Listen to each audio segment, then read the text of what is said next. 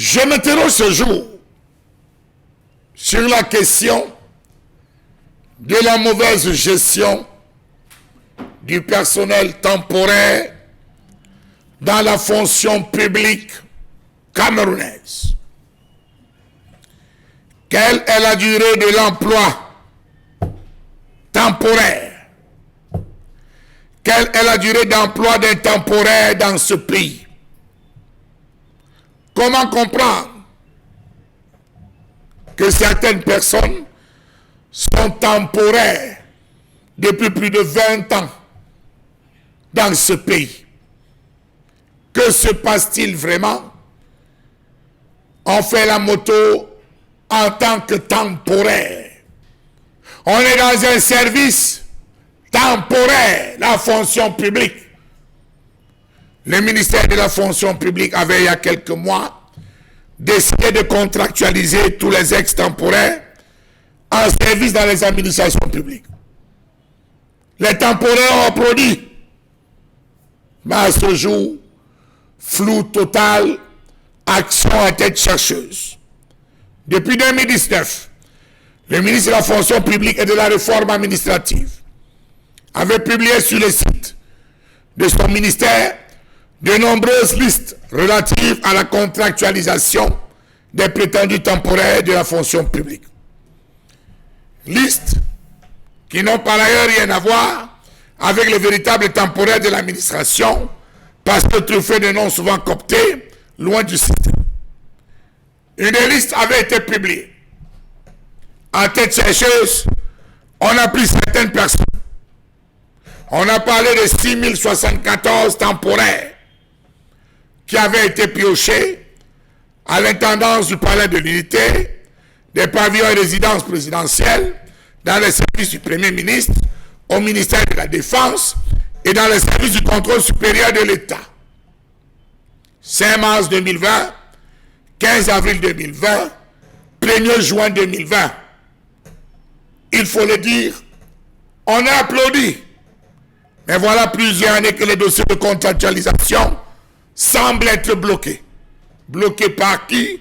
Allez savoir. Comment comprendre que les autres procédures ont duré entre 3 et 6 mois, dans l'espoir de voir les choses changer? Même les 25 000 qui avaient été recrutés à l'époque sont encore temporaires. Ils attendent. Comment comprendre ces réseaux mafieux qui se sont mis en place afin d'arnaquer ces pauvres citoyens? Comment comprendre qu'on refuse de les reclasser? Or, ceux qui déboursent des milliers de billets sont intégrés en un clin d'œil. Comment comprendre qu'on demande à ces pauvres temporaires d'attendre les résultats, d'attendre que le document final vienne de la présidence de la République? Comment comprendre qu'on demande à ces pauvres gens, je dis bien ces pauvres temporaires, dont c'était en service, logés, d'attente? La présidence est en train de se pencher sur leur dossier. Mais les copines, les frères du village, trouvent leur position. Comment comprendre que d'autres évoquent la question des caisses de l'État qui sont vides? Ils seront payés avec quoi? Pendant qu'ils sont sur le terrain, ils se servent. Pendant qu'ils sont sur le terrain, ils ouvrent la porte à la corruption. Voilà comment on encourage la corruption. Pendant ce temps, qu'on se demande, on va les payer avec quoi? Ils mangent quoi? Vont au travail avec quel moyen de transport? Rationnent comment? Envoient leurs enfants à l'école comment? Soignent leur famille avec quel revenu? Rappelons-nous que le 15 avril 2020, s'appuyant sur une instruction du Premier ministre, demandant le déploiement du personnel temporaire de la présidence de la République dans les ministères,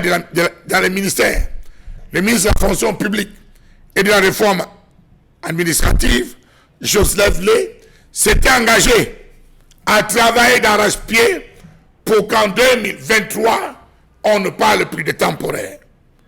2023, c'est demain.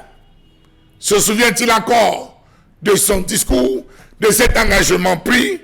Dans tous les cas, il faut le dire, les temporaires continuent à gratter tranquillement. Ils continuent à bloquer des dossiers, à percevoir des bacs chiches. La vie se porte bien.